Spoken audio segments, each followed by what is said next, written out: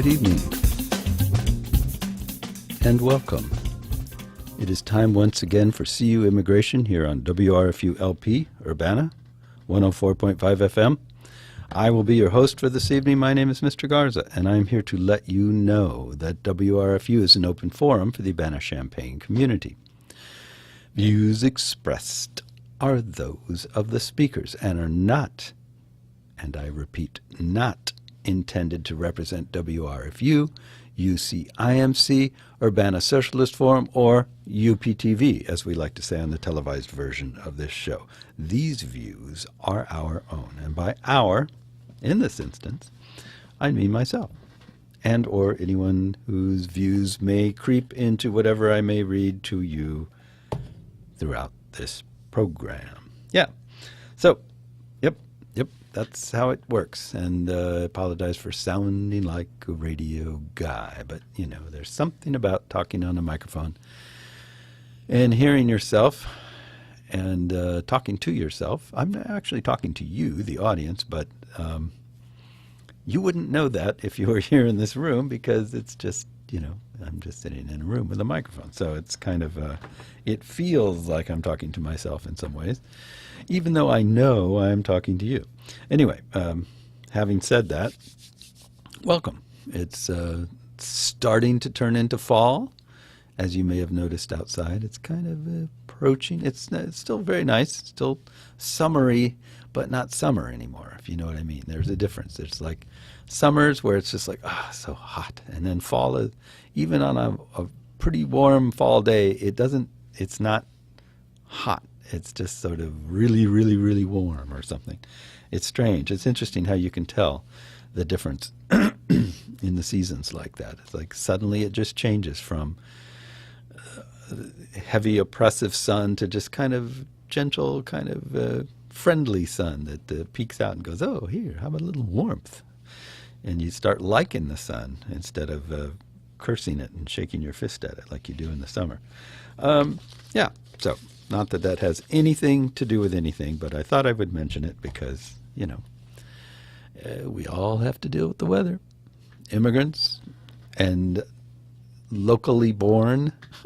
I sort of avoid the term native born because that confuses people with the indigenous people here who are often called natives. And, you know, so if you say, well, you're native born American, it makes it sound like you're a Native American in some ways. And I think there may be a reason for that because the European immigrants that and children of and children of children of and so on really like to sort of lay claim to the continent and say, oh, well, we're native-born Americans.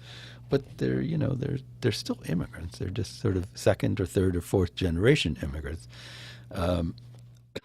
as opposed to the indigenous folks who have been here since a long, long, long time ago, perhaps forever, depending on what cosmology you privilege in your epistemology. How do you like that?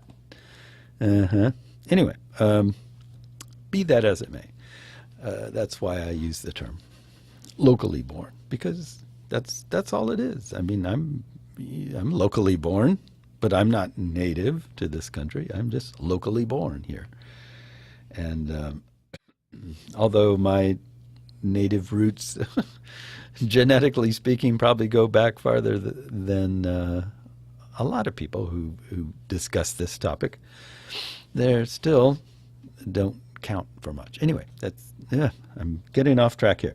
What I wanted to mention was that we had our Welcome Awards ceremony this last weekend. I was in here last Monday, or I would have discussed it then, although you wouldn't have found out about it until Friday, which means you would have only known about it slightly before it happened.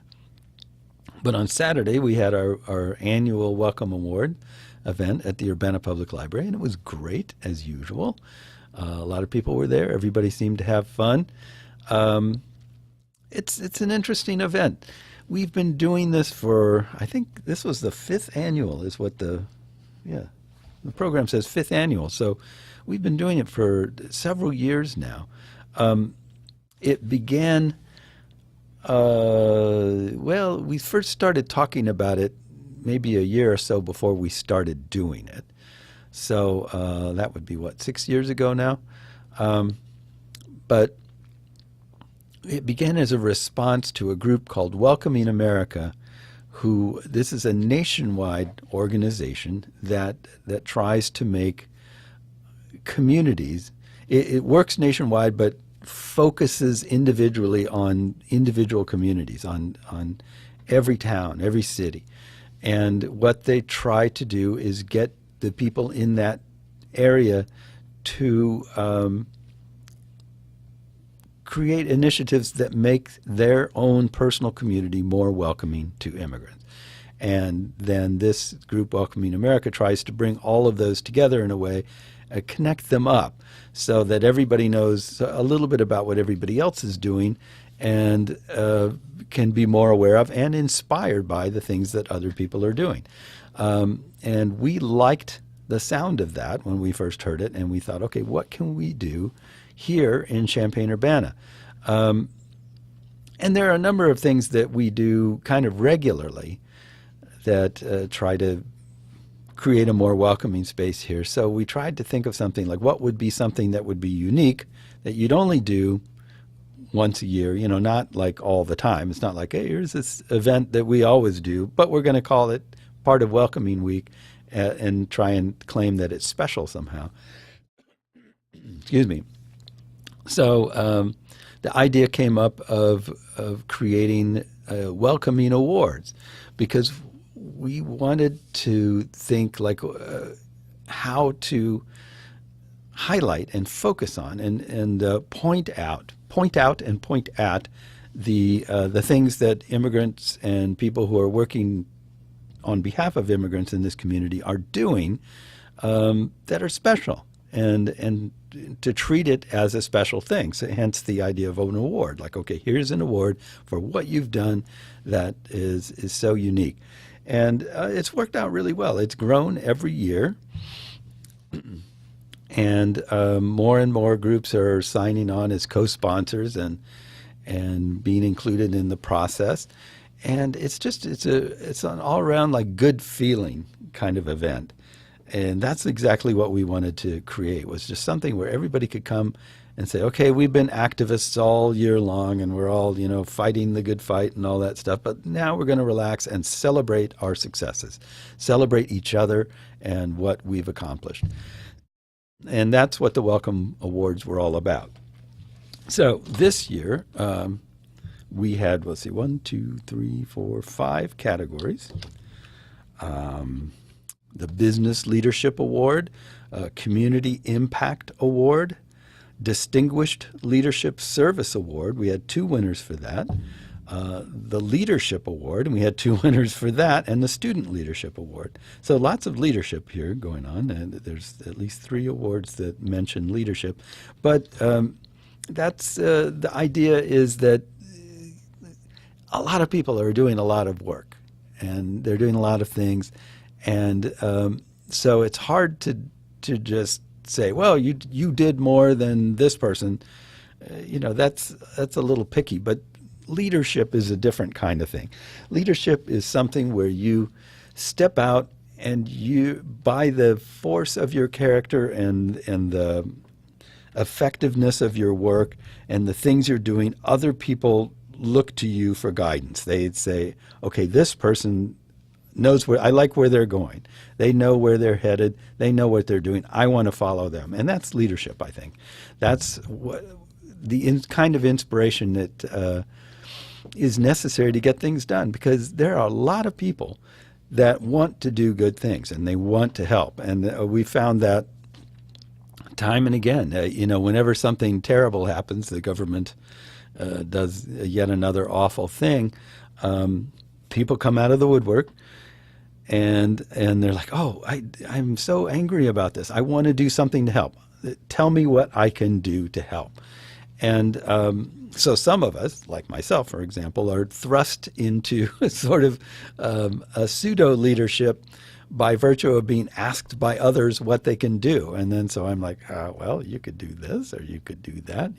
It's sort of a faux leadership because people are looking to you for guidance. But the kind of leadership that we're looking at here on these awards are people who, by their character and by what they're doing, they step out and people follow them because of who they are and what they're up to, and that's really important. So some of the award winners this year were, so the Business Leadership Award was a local business called Diva Nails, and these are people who came from Vietnam and started a nail, fingernail, like doing manicures and things like that, a nail business, a salon, and they have not just done that as a job, but they have worked effectively using that kind of community presence to help other people and inspire people, and so they won this year's Business Leadership Award.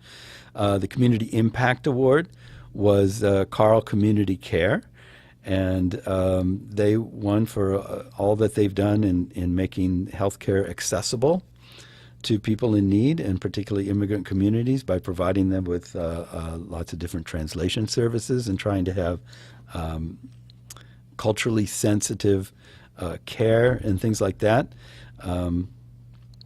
and providing discounts, for example, for people who couldn't pay full price and things like that. So they did a lot of great work. This year, for the Distinguished Leadership Service Award, we had Roa Alhiti and Mike Doyle both won. Roa is an attorney who practices immigration law and business law and real estate and estate and all these different things, and has really gone well above and beyond in the community with her work, not only with her legal work, but with advocacy work as well. And she is highly admired and very motivational. And Mike, of course, is the director at the University Y, and he's helped establish the New American Welcome Center there, and he's done a lot of work with that. I mean, just an amazing amount of work. And he organizes and he gets people active to be active, and he's just really done a great job with that. The Leadership Award went this year to Luis Cuza and Luzolo Jean Cesar Netdica, I think is how it's pronounced. So Luzolo came from the Democratic Republic of Congo, and he's not only worked to support himself, but he's helped many others with things. He has a law degree in the Congo, but he can't use that here. So he's tried to educate himself on a variety of issues here as well, and work towards kind of bringing himself up to the kind of work that he's qualified to do. In the meantime, he's just taken whatever kind of jobs he could get, and he's helped with people with English classes and citizenship classes, and helped them prepare for job searches and things like that. And he's just done amazing service in his community, just because. I mean, he just does it because he feels that it's something that needs to be done. And Luis Cuza, you may know him from his many years of work and service in this community. He's has been an advocate. He's a member of a variety of different groups. He gets together different groups to speak to each other. He brings people together and gets them to talk, and that's been really important, because there are a lot of times, I mean, that's what Immigration Forum itself tries to do, is like, take these people, okay, you're doing good things, we appreciate that, but let's get together and talk to each other, and maybe together we can accomplish even more. That's the kind of thing that Luis has been doing on his own, particularly amongst faith groups here in this area. And finally, the Student Leadership Award went to Carmen Hernandez, who's been a giant and an advocate for undocumented students on campus. Carmen is a DACA student herself, and she's helped many others get involved in that sort of thing. And meanwhile, she's also worked on her degree. She's in the social work program, enrolled in MSW, whatever that is, Master of Social Work. here at the University of Illinois. She's participated in just about every group you can think of, and she is another powerful advocate and speaker for her community. And so we've appreciated everything that she and all the other recipients have done this last year. And we're very proud of them, and we're very proud of their work. And most of all, we're very proud of our position as being able to provide some recognition to these people who otherwise, for the most part, labor in obscurity, because the mainstream newspapers and radio and stuff is completely unaware and disinterested in the kinds of things that they do. But thankfully, we were able to leverage some of our notoriety, if I can use that term, to bring some attention to these folks, and I think it is very important. So I thank everybody that showed up for that. I thank, of course, all the winners for their service, and I'm looking forward to next year because I think it'll be even better and more interesting. So that was a lot of fun. We had that at the Urbana Free Library, which is a great place. You should stop by. I had a lot of help from the folks at Urbana, and they really laid out the red carpet for us and made us feel very welcome, and helped make the event just wonderful. We had the mayors of both Champaign and Urbana issued a joint proclamation calling this last week Welcoming Week here, which was pretty cool. So it's not only Welcoming Week from the Welcoming America organization, but Welcoming Week here in Champaign and Urbana. There's, if you get a chance, I think this is still up, there's an art exhibit at the Urbana Library, and I think also at the City Building in Urbana, and it's entitled Belongings, and what it is that immigrants who've come here each chose a particular item that they brought with them that had a great deal of personal importance to them. Like this is something I could not leave behind. I had to bring this with me, even though I'm changing my life and going to this new place. This one thing here is something that is really important to me. And there are pictures in there and little stories about these things. I saw a few of the pictures. They're very interesting. One in particular, we spoke to a gentleman from China who does origami, and he did an origami dragon that was just amazing. Out of a single piece of paper, folded to look like a dragon. It was just astounding, and that was his belonging that was important to him, and that's in the little booklet. They have booklets. I don't know if you can buy them or if you have to know somebody in order to get one. I would like to have one, but I didn't manage to score one, although Rachel Storm, my friend, and someone that everyone should know, who's in charge of the Urbana Public Arts, she's curating the event, I believe, and so maybe if you know her, you can twist her arm and see if you can get one of those books. I don't know. I didn't try because I know there are a lot of people want them, but if you get a chance, go over to the library. I believe it's upstairs. The exhibit is there, and or at the Urbana City Building.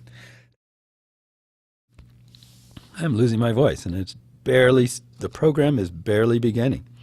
So yeah, afterwards we went over to Lincoln Square and ate food at Stango Cuisine. I don't know if you've ever been there, but I thought the food was very good. I'm not supposed to advertise, so I will not advertise. I'll just say that I personally thought that their food was very, very good, and I enjoyed the meal that I had over there. Excuse me again.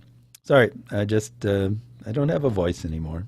There was a time when I could talk, and I wouldn't cough every 10 seconds and clear my throat, but now I talk for 5 minutes and my voice is gone.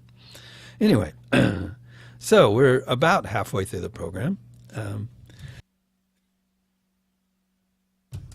Pardon me, I had to cough really loud there.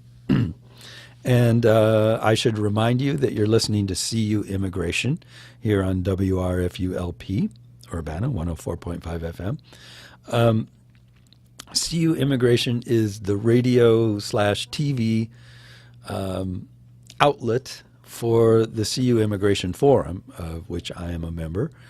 And the forum exists to bring together different people that are working on the topic of immigration or working with immigrants or immigrants themselves, and try to get them all to share ideas, information, best practices, things of that sort. Excuse me. I'm just all over the place here. And so that is our mission. And this show, I try to share information that either that you may not have, a little more obscure kind of information, and I also attempt to discuss the topic in a way that highlights the fact that immigrants are people. You know, they're just people. A lot of the stories that I run into are very, very negative. You know, if you look through the news at all, sometime when you're online next, go to Google or something and type in immigration, Google News, type in immigration, and see the kind of stories that come up. And I guarantee you, like, most of them will be something that's really outrageous that's going on, that somebody is doing to immigrants, or saying about immigrants, that just, it seems terrible, you know. And if you're not already, what would you call it? Hypnotized by that, or just had your brain washed, or whatever you want to call it, into thinking that immigrants are just somehow dangerous parasites that need to be eradicated, you will probably be shocked at the kinds of things that people are saying, and not just, you know, the creepy troll-like people that like to show up in the comments, but actual government people, people in the government who are in positions of power, and they are saying things that you'll say, well, that's I don't agree with that. That's not right. That's not true. And it is then when you start looking at that stuff that you realize the importance of voting and of getting out there and really paying attention to some of these issues, because these people are in power because they're a small but very, very vocal minority who just happen to be the right people in the right states, voted them into power. And they've got the entire party that backs them up is apparently unwilling to push too hard against them, so they're pretty much letting them do whatever they want. And because of that, they are really hurting a lot of people.